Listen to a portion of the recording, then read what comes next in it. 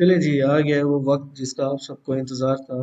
अपने लैपटॉप पे इंस्टॉल करते हैं DSS एक्सप्रेस को 8.0.4, जो सबसे लेटेस्ट वर्जन है। कहाँ से डाउनलोड करना है, क्या फंक्शन है, फीचर्स है, मैंने ऑलरेडी बता दिया है।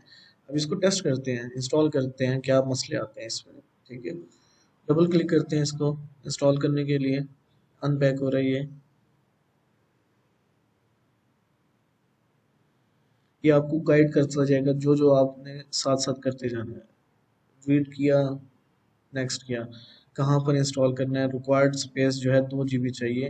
अवेलेबल स्पेस हमारे पास 12 GB ऑलरेडी है। इंस्टॉल करते हैं जी, ये अब इंस्टॉलेशन शुरू हो गई है। 4 से 8 मिनट का कह रहे हैं ये हमें, लेकिन अगर आपका प्रोसेसर स्लो है तो ये ज़्यादा टाइम भी ले सकता है। ठीक है, हम इस प्रोसेस को ज़रा थोड़ा तेज़ कर देंगे ताकि जो है ना वीडियो लंबी ना हो जाए।